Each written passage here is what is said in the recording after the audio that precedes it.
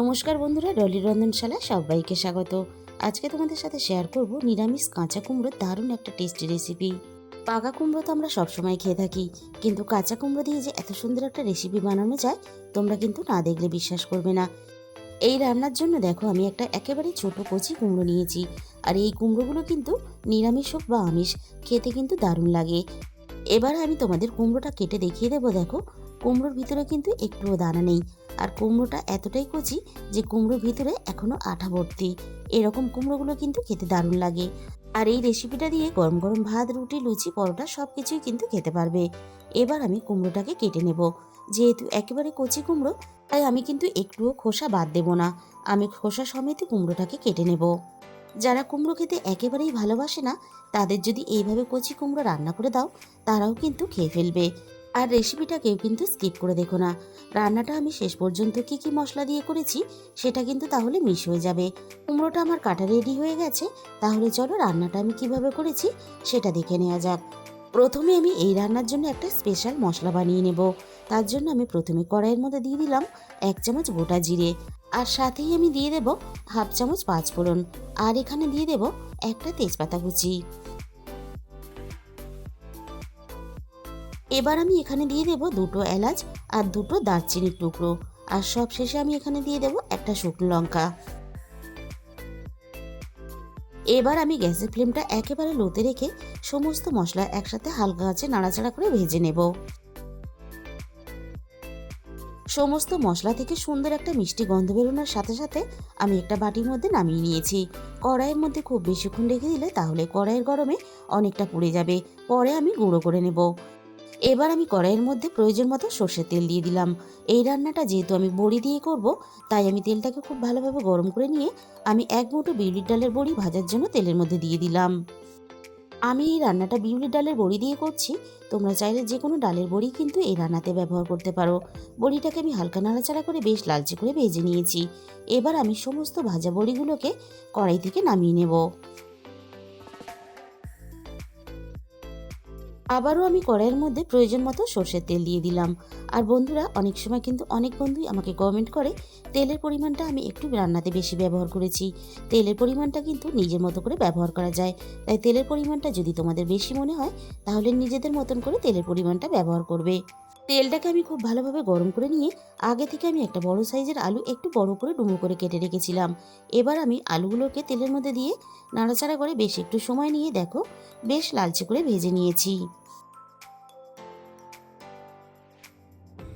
এবারে আমি ভাজা আলুর সাথে কেটে রাখা কুমড়োগুলোকে ভাজার জন্য দিয়ে দেব।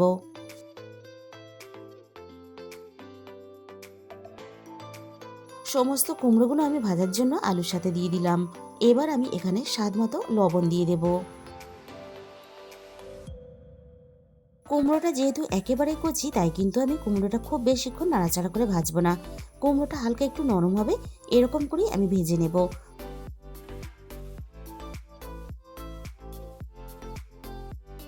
আলু আর কুমড়ো একসাথে আমি মিনিট 5-এর মতো ভেজে নিয়েছি।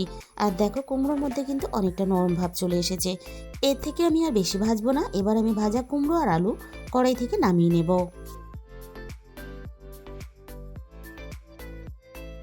এবার আমি ওই একই তেলের মধ্যে ফোড়নে দিয়ে দেব অল্প একটু পাঁচফোড়ন।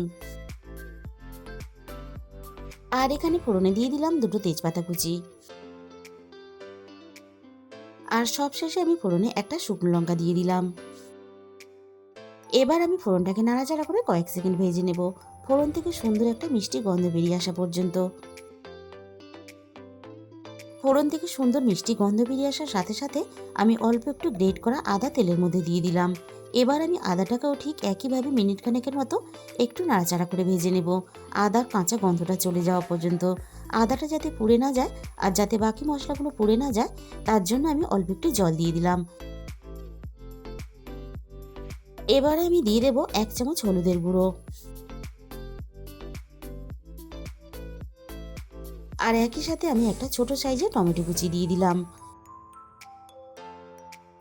এবার আমি একই সাথে দিয়ে দেবো রান্নার স্বাদ মতো লবণ। এই রান্নাতে আমি কিন্তু আর কোনো রকম গুঁড়ো মশলার ব্যবহার করব না। এবার আমি সবকিছু একসাথে নাড়াচাড়া করে মিনিট 3-4-এর মতো খুব ভালোভাবে কষিয়ে নেব। আর মশলার সাথে টমেটোটাও কষিয়ে আমি ভালোভাবে নরম করে নেব। টমেটোটা যাতে তাড়াতাড়ি নরম হয়ে যায় তার জন্য আমি মিনিট 2 মতো ঢাকা দিয়ে দিলাম।